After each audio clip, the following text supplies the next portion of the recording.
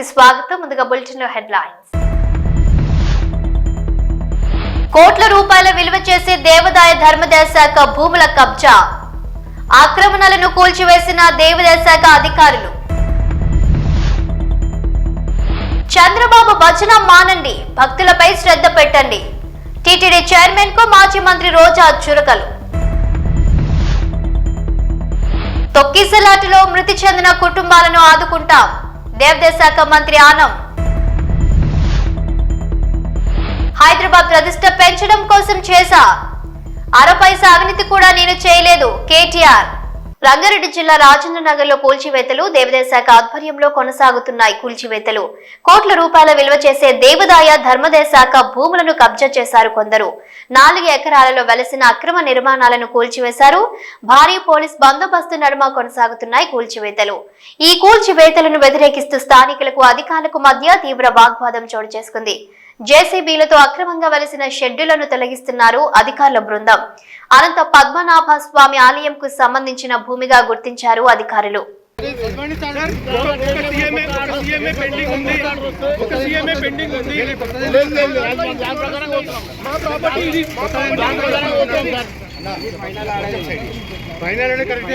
Final కాదు, మా మీద రాలేదని చెప్తున్నాడు.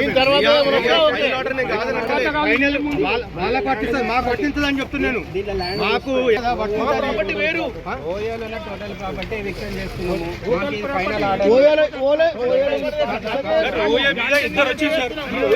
పార్టీలు వచ్చారు. మేము పాటిస్తారు, మాదంతా స్టే ఉన్నది సార్. మాదంతా స్టే ఉన్నప్పుడు గూల కొట్టడం సార్ కంటెంట్ అవుతుంది సార్. అది ఖచ్చితంగా. తిరుపతి తొక్కిసలాట ఘటనపై స్పందించారు మాజీ మంత్రి ఆర్కే రోజా. సరైన జాగ్రత్తలు తీసుకోకుండా తొక్కిసలాటలో 6 మృతికి కారణమైన వారిపై చర్యలు తీసుకోవాలని డిమాండ్ చేశారు మాజీ మంత్రి రోజా.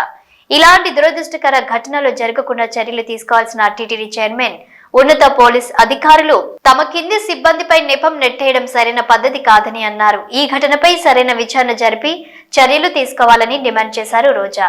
వాళ్ళకి ఎలా ఉంది, వాళ్ళకి ఏ విధమైన సర్వీస్ అందించి వాళ్ళని బతికించుకోవాలి, ఈ ఘటనకి ఎవరు కారణమో దాన్ని కనిపెట్టి మళ్ళీ జరగకుండా చూసుకోవాలి. ఎందుకంటే ఈ రోజు కూడా మళ్ళీ టోకన్లు ఇచ్చే కార్యక్రమం ఉంటుంది కాబట్టి అవి చేయకుండా మళ్ళీ నీతిమాలిన రాజకీయాలు చేస్తూ దాని నుంచి తాను తప్పించుకోవడం కోసం ఈరోజు ఏ విధంగా అధికారుల నిర్లక్ష్యం అని చెప్పి ఆయన ఒక స్టేట్మెంట్తో దీన్ని కొట్టేయాలని చూడటం నిజంగా ఈ రాష్ట్ర ప్రజలందరూ కూడా అసహించుకుంటున్నారు. ఎందుకంటే ఈరోజు అధికారులను కానీ టీటీడీ పాలక మండలిని కానీ ఎవరు నియమించారు? ఈ చంద్రబాబు నాయుడు గారే కదా. మరి ఒక అసమర్థుడిని ఈరోజు టీటీడీ చైర్మన్గా పెట్టడం జరిగింది, ఒక అసమర్థుడిని ఈరోజు ఎస్పీగా పెట్టడం జరిగింది, ఒక కలెక్టర్ని అక్కడ కలెక్టర్గా పెట్టారు. వీళ్ళెవరికి భక్తుల మీద ప్రేమ లేదు, అభిమానం లేదు, వాళ్ళకి సర్వీస్ చేయాలన్న మైండ్ సెట్ కూడా లేదు. ఎంతసేపు చంద్రబాబు నాయుడు చుట్టూ తిరుగుదామా, ఆయనకి భజన వేస్తే చాలు అనుకున్న కార్యక్రమం మనం 6, 7, 8వ తారీఖున చూసాం. జిల్లాలో ఉన్న తిరుపతి, చిత్తూరు జిల్లా ఎస్పీలతో సహా ప్రతి ఒక్కరూ కూడా చంద్రబాబు నాయుడు చుట్టూ తిరుగుతూ భజన చేస్తూ ఈరోజు ప్రజల్ని గాలికి వదిలేశారు. కాబట్టే నిన్న ఇంత పెద్ద సంఘటన జరిగింది. ఎంత దురదృష్టకరం అంటే ఇదేదో సడన్గా ఈరోజు ప్రోగ్రాం పెట్టారు, మాకు తెలియకపోవటం వల్ల ఇలా జరిగిందని చెప్పడానికి లేదు. ఎవ్రీ ఇయర్ వైకుంఠ ఏకాదశి లక్షలాది మంది భక్తులు రావటం మనం కళ్ళారా చూస్తున్నాం. గత ప్రభుత్వం మీరు చూశారు, భక్తులకి ఏ విధంగా సౌకర్యాలని అందించడంలో, వాళ్ళకి సేఫ్టీని క్రియేట్ చేయటంలో, వాళ్ళకు వచ్చిన వాళ్ళకి పిల్లలకి పాలు ఇవ్వటం కానీ, పెద్దవాళ్ళకి వృద్ధులకి షెల్టర్స్ ఇవ్వటం కానీ, ఆడవాళ్ళకి కుటుంబ సభ్యులకి భోజనాలు ఏర్పాటు చేయడం మనం కళ్ళారా చూసాం. కానీ నిన్న ఫుల్ డే జనాలు ఎండల్లో రోడ్ల మీద పార్కుల దగ్గర కూర్చొని ఉంటే మంచినీళ్ళు ఇచ్చేవాళ్ళు లేడు, చిన్నపిల్లలకి పాలు ఇచ్చేవాళ్ళు లేరు, ముసలోళ్ళకి షెల్టర్స్ లేదు, భోజనాలు లేదు. అంటే ఎంత నిర్లక్ష్యం ప్రజలంటే, భక్తులంటే అనేది ఇక్కడ మనం గమనించాలి. నిన్న జరిగింది ఏదో ప్రమాదశాత్తు జరిగింది కాదు, ఇది ప్రభుత్వం చేసిన హత్యలు. ఎందుకంటే చంద్రబాబు నాయుడు గారి నిర్లక్ష్యం, ఆయన నియమించిన టీటీడీ పాలక వర్గం, అలాగే దేవాదాయ శాఖ మంత్రి, అలాగే డిప్యూటీ సీఎం, అలాగే హోంమంత్రి, వీళ్ళందరి నిర్లక్ష్యం వల్లే ఇది జరిగింది. కాబట్టి వీళ్ళందరి మీద కేసులు, అంటే క్రిమినల్ కేసుల్ని ఫైల్ చేయాలని కూడా మేము డిమాండ్ చేస్తున్నాం. ప్రధాని Narendra Modi, CM Chandrababu, deputy CM Pawan Kalyan Tirupati వికటం క్యూలెన్ తొక్కిసలాట ఘటనపై తమ సంతాపాన్ని తెలియజేశారని అన్నారు మంత్రి ఆనం రామనారాయణ రెడ్డి. విషాదం పట్ల తీవ్ర దిగ్భ్రాంతిని వ్యక్తం చేశారన్నారు. మృతుల కుటుంబాలను అన్ని విధాలా ఆదుకుంటామని తెలిపారు ఆనం రామనారాయణ రెడ్డి. మనం వైకుంఠ ఏకాదశి పర్వదిన కార్యక్రమాలు ప్రారంభమవుతున్నాయి. దేవదేవుని యొక్క ఆశీస్సుల కొరకు లక్షలాది మంది అన్ని ప్రాంతాల నుంచి ఇక్కడికి వస్తున్నటువంటి తరుణంలో ఇదొక దుస్సంఘటన ఇక్కడ జరిగింది. ఈ సంఘటన పట్ల మన ముఖ్యమంత్రి శ్రీ చంద్రబాబు నాయుడు గారు ఆయన దిగ్భ్రాంతిని వ్యక్తం చేయడం, వారితో మరి భారత ప్రధానమంత్రి గారు కూడా వారి యొక్క బాధను వ్యక్తం చేయడం, ఉప ముఖ్యమంత్రి గారు కూడా వారి బాధను వ్యక్తం చేయడం, ఇవన్నీ కూడా చూడడం జరిగింది. ఈరోజు ఈ సంఘటన ఎలా జరిగింది అనేటువంటిది ఆ విచారణ, దాని నివేదికలు తర్వాత పరిశీలన చేయడం జరుగుతుంది. ముందు గాయాల పాలైనటువంటి వ్యక్తులకి మంచి మెరుగైన చికిత్స ఇవ్వాలన్నదే ప్రభుత్వం యొక్క లక్ష్యం. ముఖ్యమంత్రి గారి ఆదేశాలు కూడా అలాగే ఉన్నాయి. దాదాపు ఇప్పుడు చనిపోయినటువంటి కుటుంబాల్లో ఏ విధంగా అయితే వాళ్ళకి నష్టం జరిగిందో ఆ నష్టాన్ని మనుషులను అయితే తీసుకురాలేదు, కానీ ప్రభుత్వం ఆ కుటుంబాలను ఆదుకోవాలని చేసే ప్రయత్నంలో ఇప్పుడే మా రెవెన్యూ మంత్రి గారు ముఖ్యమంత్రి గారి ఆలోచనని ప్రకటించడం జరిగింది. ప్రతి చనిపోయినటువంటి వ్యక్తి కుటుంబానికి 25 లక్షల రూపాయలు ఎక్స్గ్రేషియా కింద ఆ కుటుంబానికి చేర్చడానికి ఏర్పాట్లు చేయడం జరుగుతుంది. చనిపోయినటువంటి వాళ్ళు పోస్ట్ మార్టం పూర్తి కాగానే వాళ్ళ యొక్క బాడీస్ అన్నీ కూడా అంబులెన్సుల్లో ఒక అధికారిని ఇచ్చి ప్రత్యేకమైన వాహనాల్లో వాళ్ళ ప్రాంతాలకు పంపడం జరుగుతుంది. ఆంధ్రప్రదేశ్ రాష్ట్రంలో ఉన్నటువంటి వీళ్ళందరూ కూడా ఇంచుమించుగా 1-2 జిల్లాల నుంచి, విశాఖపట్నం, అనకాపల్లి ఆ ప్రాంతాల నుంచి ఉన్నారు. కాబట్టి ఆ జిల్లా కలెక్టర్లకు కూడా రెవెన్యూ మంత్రి గారు ఆదేశాలు ఇచ్చారు. అక్కడ కూడా ఉండి ఈ కుటుంబాలకి మరి అన్ని విధాలుగా తోడుగా ఉండాలని చెప్పి అక్కడ మా శాసనసభ్యులకి, మంత్రులకి అందరికి కూడా ఇప్పటికే ఆదేశాలు పంపడం జరిగింది. ఈ సమస్య ఎలా వచ్చింది ఏంది అనేటువంటి దాని మీద సమన్వయ లోపమా లేకుంటే ఏదైనా తొందరపాటు చర్య జరిగిందా అనేది విచారణ నివేదిక రాగానే దాని మీద సరైనటువంటి చర్యలు తీసుకుంటామనేటువంటి మాట ఇవాళ ప్రభుత్వం ఈ సందర్భంగా తెలియజేస్తుంది. Thank you. నేను ఏ పని చేసినా తెలంగాణ కోసం, హైదరాబాద్ ప్రతిష్ట పెంచడం కోసం చేశానన్నారు బీఆర్ఎస్ వర్కింగ్ ప్రెసిడెంట్ మాజీ మంత్రి కేటీఆర్. మా ప్రభుత్వం ఉన్నప్పుడు మా బావమరుదులకు 1137 కోట్ల కాంట్రాక్టు కోసం పని చేయలేదు. మంత్రిగా నేను కేబినెట్ లో కూర్చొని నా కొడుకు కంపెనీకి కాంట్రాక్టులు ఇచ్చుకోలేదు. ల్యాండ్ క్రూజర్ కార్లు కొనుక్కోలేదు.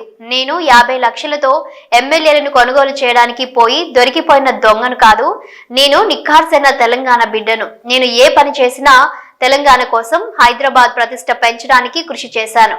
1 పైసా అవినీతి కూడా నేను చేయలేదని అన్నారు మాజీ మంత్రి కేటీఆర్. కేసీఆర్ గారి సైనికుడిగా స్వచ్ఛమైన మనసుతో, నిర్మలమైన హృదయంతో స్పష్టంగా నేను గతంలో చెప్పింది మళ్ళీ చెప్తా ఉన్నా, తెలంగాణ ప్రతిష్ట పెంచడానికి, హైదరాబాద్ బ్రాండ్ ఇమేజ్ ని అంతర్జాతీయం చేయడానికి,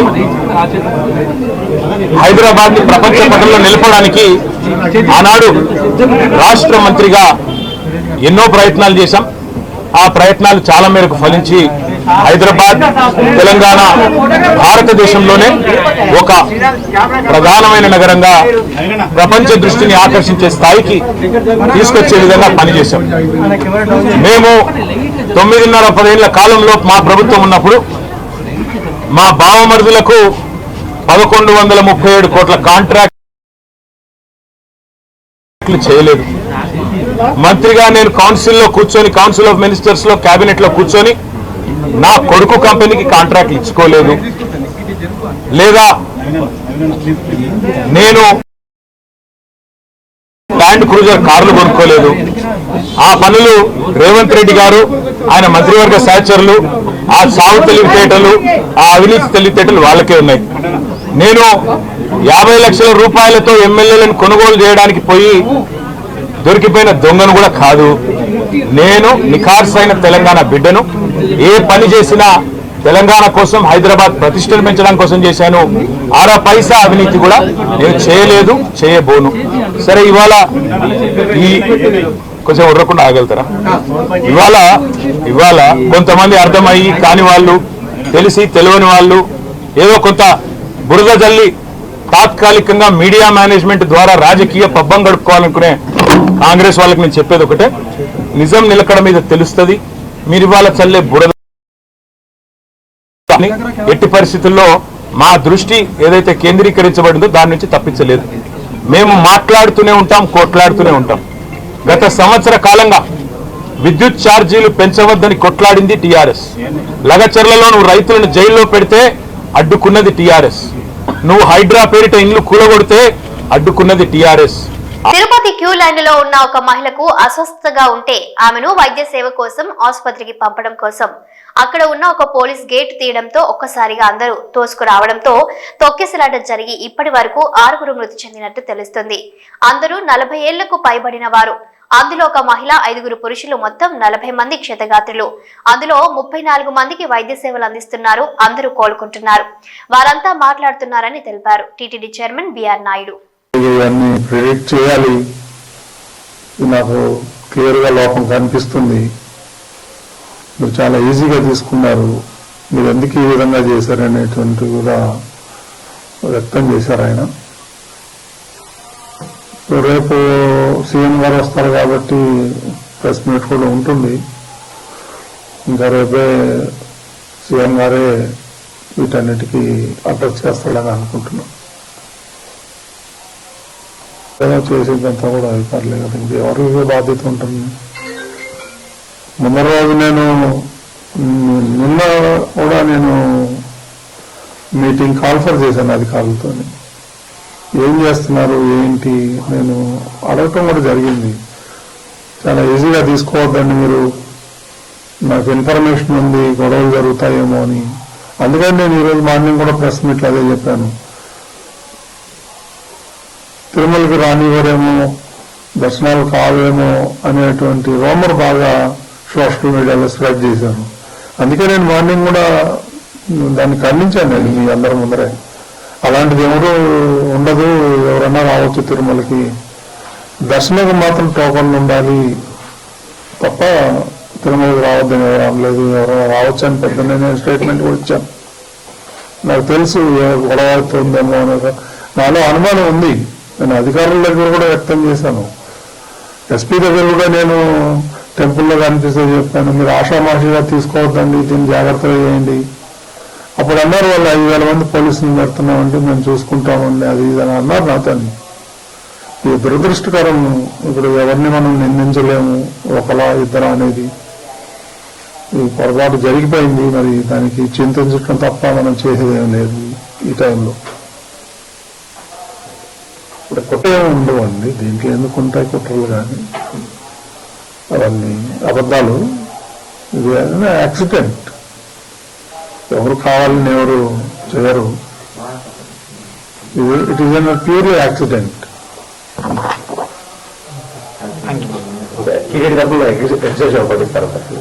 రేపు ముఖ్యమంత్రి గారు ప్రకటిస్తారు. కొంతమంది ఉన్నారు, ఇంకో 20-25 మంది క్యాజువాలిటీ అడ్మిట్ అయ్యారు. రియా హాస్పిటల్లో కొంతమంది, సిమ్స్ లో కొంతమంది ఉన్నారు. చూడాలి, నేను కూడా వెళ్తాను, వెళ్ళి చూసేసి వస్తాను. అక్కడ బాగా టెన్షన్గా ఉంది. అందరూ ఉన్నారు, యంత్రాంగం, జిల్లా యంత్రాంగం అంతా అక్కడే ఉంది.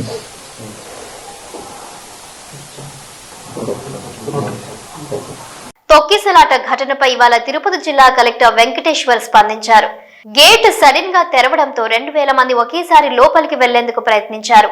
ఈ క్రమంలోనే ఒకరిపై ఒకరు పడిపోయి తొక్కిసలాట చోటు చేసుకుంది. మృతుల్లో కేరళ రాష్ట్రానికి చెందిన ఓ మహిళ ఉన్నారు. మిగతా వారు వైజాగ్, నర్సీపట్నానికి చెందిన వారుగా గుర్తించి వారి బంధువులకు సమాచారం ఇచ్చారు. ఘటనకు గల కారణాలను తెలుసుకుంటున్నామని కలెక్టర్ చెప్పారు. గేట్ ఓపెన్ చేసినప్పుడు ఈ స్టాంపీడ్ అనేది చోటు చేసుకుంది. ఒకేసారి సుమారుగా ఒక 2,000-2,500 క్రౌడ్ గేట్ మీదకి రావడంతో ఒకరి మీద ఒకరు టాపుల్ అయిపోయి పడిపోయిన సందర్భంలో కింద ఎవరైతే ఉన్నారో వాళ్ళు చెస్ట్ కంప్రెషన్ గురై అన్కాన్షియస్ అక్కడికి వెళ్ళారు. And as soon as ambulance వచ్చి రుయాకి స్విమ్స్కి షిఫ్ట్ చేసినప్పుడు they were declared as broad dead. బైరాగి పట్టడ ఆ ఇన్సిడెంట్లో 5 people చనిపోయారు, ఒక 4 women and 1 male. వీళ్ళందరూ కూడా 35 years అబో ఉన్నారు. ఒకళ్ళు ఫ్రమ్ కేరళ ఉన్నారు, మిగతా వాళ్ళు వైజాగ్, నర్సీపట్నం వాసులుగా గుర్తించాము. వాళ్ళ బంధువులందరూ కూడా ఇన్ఫార్మ్ చేయడం జరిగింది. పోస్ట్ మార్టం కూడా వెంటనే నిర్వహించి ఇంకో 1 hourలో వాళ్ళ బంధువులకు కూడా డిసీజ్డ్ పర్సన్స్ని హ్యాండ్ ఓవర్ చేయడం జరుగుతుంది. ఇంజరీస్ కూడా అరౌండ్ 35 peopleకి మైనర్ ఇంజరీస్ అయ్యాయి. సో వీళ్ళని నిన్న నైట్ స్విమ్స్ రుయాలో అడ్మిట్ చేసుకోవడం జరిగింది. అందరూ కూడా స్టేబుల్గా ఉన్నారు, చాలా మంది కూడా డిశ్చార్జ్ అయిపోయారు. యాజ్ ఆఫ్ నౌ కూడా ఓన్లీ 12 people అడ్మిట్ అయి ఉన్నారు. మిగతా వాళ్ళందరూ వెరీ మైనర్ ఇంజరీస్ ఉంటూ వాళ్ళు ట్రీట్మెంట్ తీసుకొని దే గాట్ డిశ్చార్జ్డ్. సో ఇప్పుడు అందరూ కూడా స్విమ్స్లో 12 మంది కూడా స్విమ్స్లోనే యాజ్ ఆఫ్ నౌ ఉన్నారు. సో వాళ్ళందరూ కూడా స్టేబుల్గా ఉన్నారు. With in 2 days few people will be discharged. కొంతమందికి ఫ్రాక్చర్స్ ఉన్నాయి, కట్లు కట్టి వాళ్ళకి ట్రీట్మెంట్ ఇచ్చిన తర్వాత వాళ్ళు లక్షల మంది వస్తున్నారు. ముందుగానే తెలుసు భక్తులు ఎక్కువగా వస్తారనేసి అక్కడ తోపులాట్లు జరగడానికి పోలీసులు వైఫల్యం కనిపిస్తుంది. మరి ఎట్లా ముందుగా గెస్ట్ చేయలేక ఏమంటుంది? అన్ని ఏర్పాట్లు టీటీడీ నుంచి జిల్లా యంత్రాంగం నుంచి చేసుకోవడం జరిగింది. Sufficient police force everything deploy చేశాము. వచ్చినప్పుడు కూడా ఎలాంటి సంగతులు లేవు. అన్ని ఏర్పాట్లు జరిగింది. ఒక దురదృష్ట సంఘటన వల్ల అది గేట్ తీసేటప్పుడు కొంచెం మిస్కమ్యూనికేషన్ వల్ల ఇది జరిగింది. ఏదైతే we are analysing reasons for incident. అది త్వరలోనే గ్రౌండ్లో మొత్తం ఎంతమంది ఉన్నారు? ఆ హోల్డింగ్ ఏరియాలో బైరాగి పట్టట్లో సుమారుగా 2400-2500 మంది ఉన్నారు. అంత తక్కువ మందికే ఇట్లా తొక్కిస్తున్నారు. అదే వీఆర్ అనలైజింగ్ ద రీజన్స్. త్వరలోనే మీకు చెప్పారు. అక్కడ సిబ్బంది నిర్లక్ష్యం టీటీడీ చైర్మన్ గౌరవ ముఖ్యమంత్రి గారు ఇప్పుడు విచ్చేయన్ ఉన్నారండి. పేషెంట్స్ అందరినీ కూడా పరామర్శించడానికి గౌరవ ముఖ్యమంత్రి గారు వచ్చిన తర్వాత దాని మీద డెసిషన్ తీసుకుంటారు. వైకుంఠ ఏకాదశి దర్శనం టోకెన్ ఇచ్చి కేంద్రం వద్ద బుధవారం రాత్రి జరిగిన తొక్కిసలాటలో మృతి చెందిన మృతుల కుటుంబాలను పరామర్శించడానికి వారికి భరోసా కల్పించేందుకు ముఖ్యమంత్రి ఆదేశాల మేరకు మంత్రుల బృందం రావడం జరిగిందని, ప్రభుత్వం అన్ని విధాలుగా ఆదుకుంటుందని రాష్ట్ర మంత్రులు ప్రకటించారు. గురువారం ఉదయం రాష్ట్ర హోంశాఖ మంత్రి అనిత, రాష్ట్ర రెవెన్యూ శాఖ మంత్రి, జిల్లా ఇన్ఛార్జ్ మంత్రి అనగాని సత్యప్రసాద్, రాష్ట్ర దేవాదాయ శాఖ మంత్రి ఆనం రామనారాయణ రెడ్డి, గృహ నిర్మాణ మరియు సమాచార శాఖ మంత్రి కొలుసు పార్థసారథి, జల వనరుల శాఖ మంత్రి నిమ్మల రామనాయుడు, జిల్లా collector doctor yes Venkateshwar, Chandragiri శాసన సభ్యులు పులివర్తి నాని జాయింట్ కలెక్టర్ తో కలిసి రియా ఆసుపత్రి మార్చిని నందు ఉన్న మృతులను పరిశీలించి వారి కుటుంబాలను ఓదార్చి వివరాలు తెలుసుకున్నారు. అనంతరం మీడియాతో మంత్రులు మాట్లాడుతూ ఏకాదశి దర్శనం టోకెన్ ఇచ్చు ప్రదేశం వద్ద తొక్కిసలాటలో మృతి చెందిన మృతుల కుటుంబాలకు ప్రభుత్వం అన్ని విధాలుగా ఆదుకుంటుందన్నారు. వైకుంఠ ఏకాదశి దర్శనం టోకెన్లు పొందే ప్రతి చోట సీసీ కెమెరాలు ఉన్నాయని వాటిని పరిశీలించి ఈ సంఘటనపై పూర్తి విచారణ చేసిన తర్వాత సిబ్బంది నిర్లక్ష్యం ఉంటే వారిపై కఠిన చర్యలు తీసుకుంటామన్నారు. మృతి చెందిన వారి కుటుంబానికి 25 లక్షల రూపాయలు అందజేయడం జరుగుతుందన్నారు. మాజీ మంత్రి హరీష్ రావు ఓ రిటైర్డ్ పోలీస్ ఆవేదనను సీఎం రేవంత్ రెడ్డి దృష్టికి వచ్చేలా ఎక్స్ వేదికగా ఓ పోస్టును పెట్టారు. హోంమంత్రిగా కూడా ఉన్న ముఖ్యమంత్రి రేవంత్ రెడ్డి, మీ పాలనలో ప్రజల ప్రాణాలు కాపాడిన పోలీసుల జీవితాలకే భద్రత లేకుండా పోవడం సిగ్గుచేటని రిటైర్డ్ పోలీసు ఉద్యోగి ఏఎస్ఐ సాదిక్ అలీ 8 నెలల నుంచి తనకు రావాల్సిన బెనిఫిట్స్ కోసం ఎదురు చూస్తున్నారని, ఇక ఆత్మహత్య శరణ్యమంటూ ఆవేదన చెందుతున్న ప్రభుత్వం పట్టించుకోకపోవడం దుర్మార్గం.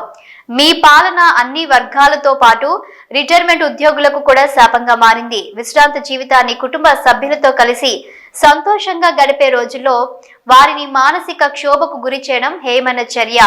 దాదాపు 7,000 మంది ప్రభుత్వ ఉద్యోగులు వారికి హక్కుగా రావాల్సిన రిటైర్మెంట్ బెనిఫిట్స్ కోసం ఏడాది కాలంగా ఎదురు చూస్తున్న ప్రభుత్వం పట్టించుకోవడం నిర్లక్ష్యానికి నిదర్శనం.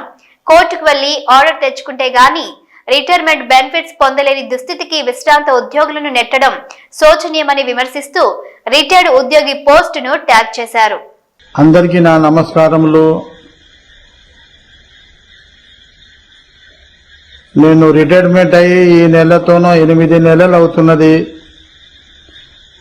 గవర్నమెంట్ ఇచ్చి నాకు వచ్చే డబ్బులు 8 నెలలకు గాను 8 రూపాయలు కూడా నాకు రాలేదు. నేను ముత్తూట్ హౌసింగ్ లోన్లో అప్పు తీసుకున్నాను. మరి నా యొక్క డిపార్ట్మెంట్లో కొంతమంది దగ్గర అప్పు తీసుకున్నాను. నేను రిటైర్మెంట్ అయిన తర్వాత నాకు వస్తాయి డబ్బులు, వాళ్ళకు రిటర్న్ చేస్తా అని చెప్పి వాళ్ళకి ఇంట్రెస్ట్ కూడా కట్టడం లేదు. వచ్చే పెన్షన్ కూడా దాంట్లో కూడా ఐటీ కట్ అయ్యి ఇల్లు సంసారానికి కట్టడమే బతకడానికే సరిపోతుంది. 8 నెలలకు గాను 8 పైసలు రాని ఎడల నాకు గవర్నమెంట్ నుంచి ఆశ వదులుకొని ఇక పరమాత్మనికి కలిసిపోవాలని ఒకటే మార్గం ఉంది. నేను సస్తే కానీ ఇచ్చేటట్లేదు గవర్నమెంట్. ఎవరికి అడిగినా కానీ ఈ కుబేరు అంటున్నారు. మరి లక్ష్మీదేవి ఇవ్వాలన్నా ఏం చేయాలి? ఇక రైతు కూడా చచ్చిపోతే అప్పటిదప్పుడే 5 లక్షలు ఇస్తున్నారు. ఇక నేను సస్తే లోన్ మాఫ్ అయిపోతుంది, కొంతమంది టైం ఇస్తారు నా కొడుకు అని చెప్పి లాస్ట్కి అదే మార్గం ఎన్నుకుంటున్నాను. దయచేసి ఈ వీడియో అందరికీ షేర్ చేయండి. మన ప్రియమైన నాయకుడు కాంగ్రెస్ పార్టీ నుంచి గెలిచిన శ్రీ గౌరవనీయులైన సీఎం రేవంత్ రెడ్డి గారి వరకు పోయే వరకు ఇది షేర్ చేయండి.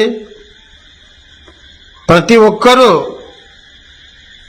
మాట్లాడుతున్నారు కానీ గవర్నమెంట్ సర్వెంట్ల గురించి కానీ గవర్నమెంట్ సర్వెంట్ల ఈ రిటైర్మెంట్ అయిన వాళ్ళ దిక్కు నుంచి కానీ ఏం కూడా మాట్లాడడం లేదు. దీనిపై విరక్తి చెంది సావే శరణము అని చెప్పి అనిపిస్తుంది. మంది ఫోన్లు చేసి ఎత్తకుండా ఉంటే ఇంటికాడికి వచ్చిపోతున్నారు. ఇంటికాడికి వచ్చి నేను వేరే ఊర్లలో దాక్కొని తిరుగుతున్నా. ఈ పరిస్థితి వచ్చింది నాకు ఎక్కడ తోయాక వీడియో చేసిన. కాబట్టి నేను చనిపోతే నా కొడుకు పైసలు ఇస్తేనేమో తీసుకోండి, లేకపోతే నన్ను క్షమించండి అని అందరికీ 2 చేతులు జోడించి దండం పెట్టుకుంటున్నాను. నమస్కారములు అందరికీ. హైదరాబాద్ హోటల్ మ్యారియట్ లో Sun International Institute of Tourism and Management 20 years of excellence freshers party ముఖ్య అతిథిగా హాజరయ్యారు మంత్రి పొన్నం ప్రభాకర్ గౌడ్. కార్యక్రమంలో పాల్గొన్న ఆంధ్రప్రదేశ్ మాజీ మంత్రి ఎమ్మెల్యే గంటా శ్రీనివాసరావు, సినీ నటుడు అశోక్ తదితరులు హాజరయ్యారు. Sun International Tourism and Management లో నూతనంగా చేరిన విద్యార్థులకు శుభాకాంక్షలు తెలిపారు. మారుతున్న కాలానికి అనుగుణంగా టూరిజం కోర్సులు భవిష్యత్తుకి బాటలు వేస్తాయన్నారు. తెలంగాణ ప్రభుత్వం నూతనంగా టూరిజం పాలసీ తీసుకొచ్చిందని, విశాఖపట్నంలో బీచ్, అరకులోయ, కొండలు టూరిజం అభివృద్ధి చెందిన విధంగానే తెలంగాణ ప్రభుత్వం నూతనంగా టూరిజం పాలసీ తీసుకొచ్చిందని, విశాఖపట్నంలో బీచ్, అరకులోయ, కొండలు టూరిజం అభివృద్ధి చెందిన విధంగానే తెలంగాణలో టూరిజంను మరింత అభివృద్ధి చెందించడానికి ప్రణాళికలు రూపొందించామన్నారు మంత్రి పొన్నం ప్రభాకర్. విశాఖపట్నం నుంచి ఇక్కడికి వచ్చినారు. గంటా శ్రీనివాసరావు గారు అన్నగారికి మరొకసారి హృదయపూర్వకమైన నమస్కారాలు. శ్రీకాంత్ గారికి, ఆశా గారికి, మిగతా క్యాంపస్ ఇన్ఛార్జెస్, ఇక్కడ విద్యార్థులు మేన్స్ నవాల్సిన స్టూడెంట్స్. ఎందుకంటే హాస్పిటాలిటీ టూరిజం మేనేజ్మెంట్ అనేది it's not a small subject. Entire world మొత్తం ప్రపంచవ్యాప్తంగా విస్తరించినటువంటి అంశము. దీనికి వెళ్ళాలి, there is no end for the subject.